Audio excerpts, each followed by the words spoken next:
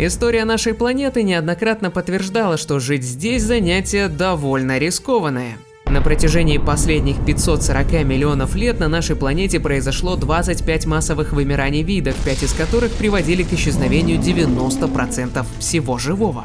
Вымирание древних видов открыло новые эволюционные возможности, в том числе и для наших далеких предков. И хочется поблагодарить эволюцию за то, что они вымерли. В противном случае у нас не было бы шансов.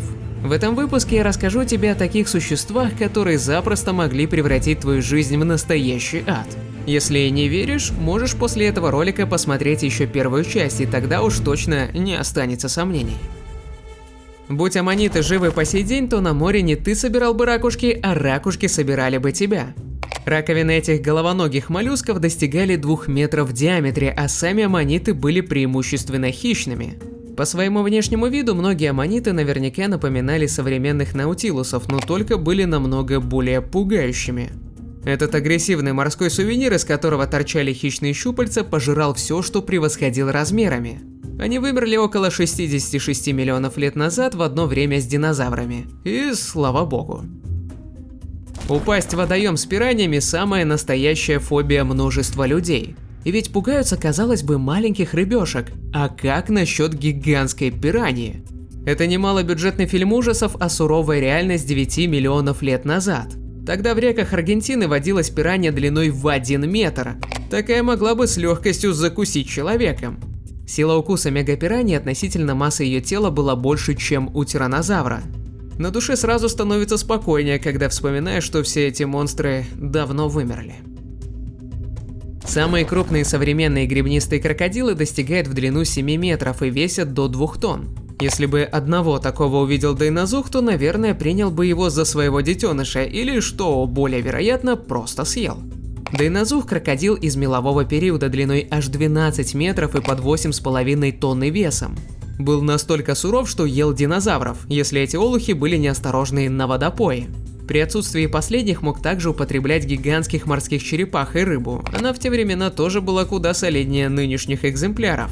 Сила укуса дайнозуха достигала свыше 10 тысяч килограммов на квадратный сантиметр.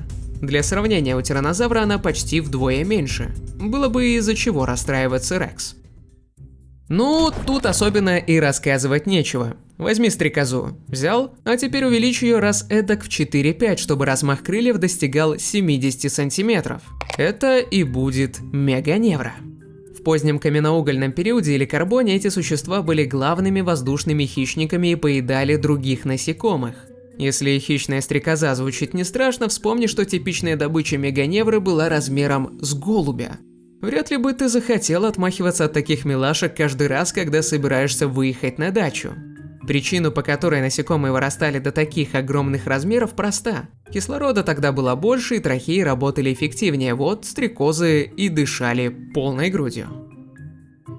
Рыбок нет, но вы держитесь, сказала матушка природа 470 миллионов лет назад и запустила в мировой океан Камероцероса.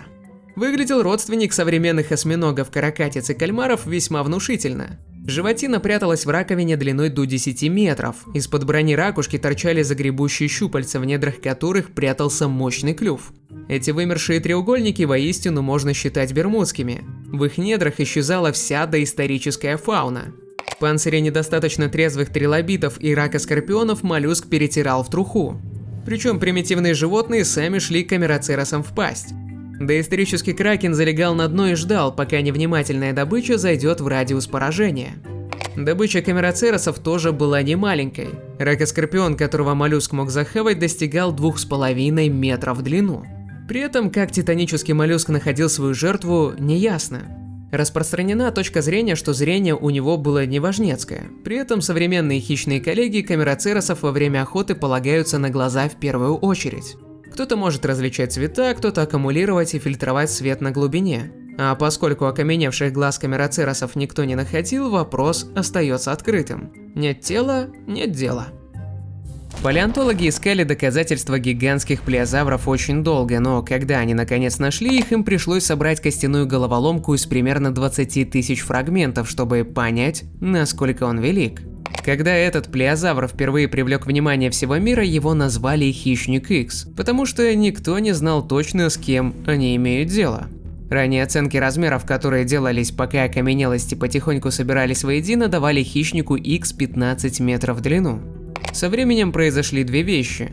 Первое, рассматриваемый плезиозавр был идентифицирован как новый вид плеозавров Пелосаурус фанкей. Во-вторых, 15 метров были немного завышенной оценкой, и сейчас считается, что размеры плеозавра варьировались где-то между 10 и 13 метрами. Это, тем не менее, делает Хищника Икс сравнимым с другими крупными плеозаврами. И если максимальная оценка верна, то Пелосаурус фанкей все еще может быть самым большим плеозавром. Такой большой размер означал, что плеозавр был хищником вершины своего времени. Но хотя его останки до сих пор были найдены только на Шпицбергене, у Хищника Икс, вероятно, было гораздо более широкое географическое распространение. Численность крупных хищников, таких как Пелосаурус фанкей, должна была быть ограничена не более чем одним или двумя в любой области, чтобы избежать истощения доступной добычи, в то же время оставаясь достаточно многочисленными, чтобы успешно размножаться и дать жизнь последующим поколениям. Будучи главным хищником своей экосистемы, Пелосаурус фанкей питался другими морскими рептилиями, такими как плезиозавры и мелкие плеозавры, а также, возможно, крупными медленно движущимися рыбами. Говорить, чтобы он сделал с тобой в то время, думаю, не стоит. Если бы Левиафан был еще жив сегодня, его, вероятно, встречали бы возгласами «Зовите меня Измаил», всякий раз, когда кто-нибудь его видел. Видите ли, Левиафан был не только огромным хищным кашалотом, но и названием типового вида – Левиатан Мелвиллей, в честь Германа Мелвилла, которого сегодня помнят как автора романа «Моби Дик». Также и у меня есть ролик, в котором я рассказываю про Моби Дика, который можно найти по подсказке справа. Левиафан до сих пор известен только по частичным остаткам, поэтому его полный размер пока можно подсчитать только приблизительно. Однако мы знаем, что у Левиафана были зубы длиной до 36 сантиметров, и это самые длинные и самые крупные зубы среди всех хищников. Кроме того, эти зубы находились как на верхней, так и на нижней челюстях, что говорит о том, что Левиафан охотился на других крупных животных, наиболее вероятно на мелких китов, которых было очень много в то время.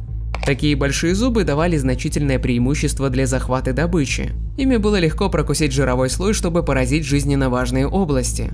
Кроме того, Левиафан мог использовать эхолокацию, по сути сонар, чтобы найти добычу, которая была вне поля зрения. Левиафана, похоже, постигла та же участь, что и многих других крупных морских хищников от миоцена до плейстоцена, численность которых снижалась вместе с сокращением доступной добычи. На сегодняшний день кит, самый близкий к Левиафану по форме, это кашалот, известный как специализированный охотник на глубоководных кальмаров. Но стать истинным Левиафаном ему, к сожалению, никогда так и не удастся. Начнем с самой глубокой древности. 380 миллионов лет назад жизнь только осваивала сушу. Первые леса населяли примитивные насекомые, никаких динозавров даже в планах не было. А вот под водой все было иначе, там жизнь кипела. И настоящим королем морей того времени был Дунклеостей. Эта монструозная рыба находилась на вершине пищевой цепи благодаря широкой пасти с мощными костяными пластинами вместо зубов. Такие же пластины покрывали голову хищника. Все это превращало Дунклеостея в идеально экипированную машину для убийства. Прибавь к обмундированию длину в 6 метров и получишь настоящего суперхищника своего времени. Впрочем, как говорится, всегда найдется рыба покрупнее. Наука не знает птиц больше аргентависа. Эта птица, учитывая ее размеры, могла бы запросто заменить крыло самолета, если не сам самолет. Ученые считают, гигант весил до 100 килограммов и вырастал до 3 метров в высоту. Не меньше поражает и размах крыльев, составляющий более 7 метров. Для сравнения, самая крупная современная птица – анский кондор, в целых 6 раз меньше аргентависа, правда, тот населял Землю еще 5 миллионов лет назад. Вид Аргентавис magnificens практически не изучен, палеонтологи знают лишь, что птица обладала слабыми грудными мышцами и больше парила, чем летала. Сложно представить, насколько величественно мог выглядеть парящий Аргентавис на фоне прозрачного неба. И он вовсе не был безобидным, считается, что Аргентавис мог нападать даже на саблезубых тигров и отбирать у них добычу. Странным выглядит исчезновение аргентависов с лица планеты. Продолжительность жизни этих удивительных птиц составляла более 100 лет. Естественных врагов у него не было вовсе, умирали гиганты только от старости. В теории аргентависы могли бы существовать и сегодня, но мы, конечно же, вряд ли могли бы пропустить такого гиганта, парящего в небе. Это гигантское морское существо выглядело как некая помесь скорпиона и омара с сужающимся хвостом и плоскими плавниками. Ракоскорпионы, хоть и похожи на современных скорпионов, все же относятся к другому виду – эвриптериды. Они жили на Земле в течение многих миллионов лет, но вымерли в конце пермского периода. Ранние формы обитали на мелководьях в морях. Около 325 миллионов лет назад большая часть перешла к жизни в пресной воде. В эту группу входили особи, которые считаются крупнейшими членистоногими в истории планеты. Длина тела таких существ ни много ни мало достигала 2,5 метров. Эндрюсарх. Возможно, самая крупная вымершая наземная хищная млекопитающая, обитавшая в эпоху среднего позднего Эоцена в Центральной Азии. Эндрюсарха представляет длиннотелым и коротконогим зверем с огромной головой.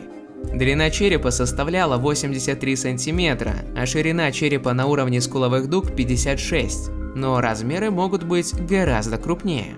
Согласно современным реконструкциям, если предположить относительно большие размеры головы и меньшую длину ног, то длина тела могла доходить до 4,5 метра, а высота в плечах более 1,5 метра. Вес же мог достигать около 1 тонны. Эндрюсарх примитивное копытное, близкий к предкам китов и парнокопытных. Он как раз и жил в то время, когда зародился первый кит.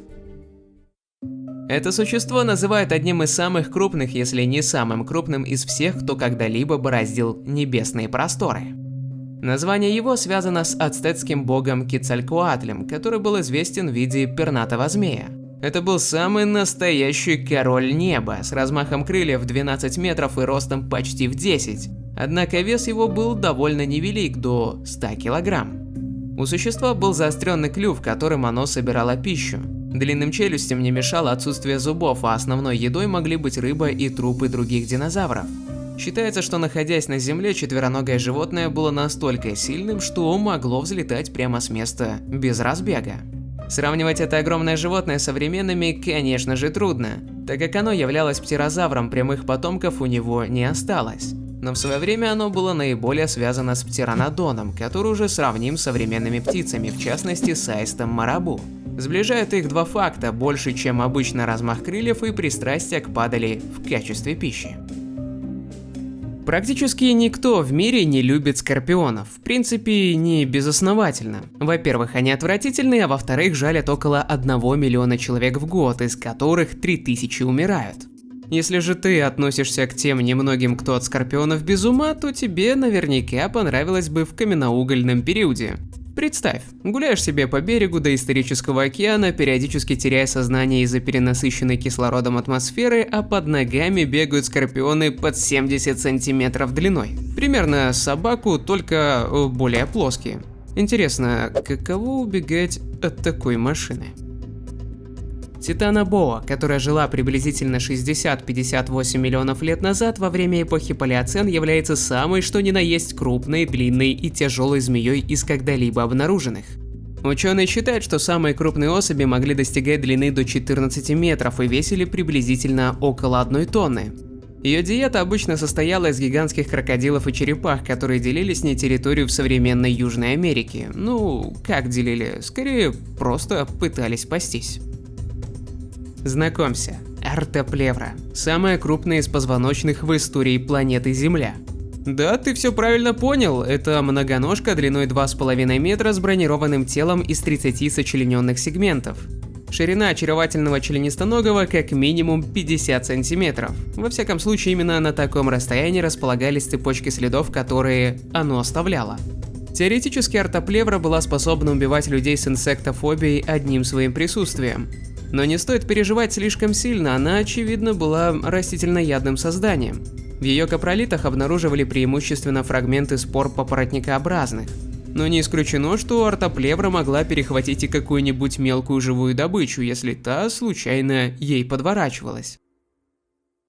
Укусы блох – явление очень неприятное, но саму блоху разглядеть бывает сложно даже человеку с отличным зрением, ведь ее размеры составляют несколько миллиметров. А теперь представь себе блоху размером 2,5 сантиметра. Да, миллионы лет назад все было огромным, и блохи тоже. Заврафтиры, в отличие от своих современных потомков, больше напоминали водомерок, узенькое тельце и длинные тонкие лапки с цепкими коготками. Они приспособились высасывать кровь птерозавров и на их крыльях совершали кругосветные вояжи. Останки этих ископаемых кровососов найдены в России и Китае, но наверняка они, как и любые другие паразиты, были распространены по всему миру. Вообще, в воде живые существа вырастают куда крупнее своих наземных товарищей, потому что эта среда снижает нагрузку на кости. Взять, например, самое большое современное животное – синего кита длиной в 33 метра. Он выглядит настоящим великаном, если наблюдать за ним с борта корабля. Но мегалодон рассматривал бы китов только как ценный источник протеина. В эпоху своего господства в морях эта огромная рыба пожирала их на завтрак, закусывая гигантскими черепахами, дельфинами, кашалотами и касатками. Большой белой акуле мегалодон просто рассмеялся бы в лицо. Он достигал 20 метров в длину и весил порядка 40 тонн, превосходя ее минимум в 3-4 раза. Мегалодон отличался поистине голливудской улыбкой. У него было 250 острых зубов, размещенных в 5 рядов, сила укуса 18,5 тонны. А это в 3 раза больше, чем у рекордсмена по кусанию среди современных животных гребнистого крокодила. Зубы мегалодона имели зазубрины как пилы и позволяли легко откусывать от добычи просто на ходу, даже если она была еще жива и активно сопротивлялась. Вымерли мегалодоны около 3 миллионов лет назад, относительно недавно по меркам истории Земли. Температура мирового океана снизилась, появились предки современных касаток, более развитые морские хищники. Все это привело к постепенному исчезновению мегалодонов, и человек этих монстров попросту не застал. Хотя есть те, кого не устраивает версия вымирания этой акулы, и если ты один из них, пиши в комментариях свое мнение, почему мегалодон может быть еще жив. Пока.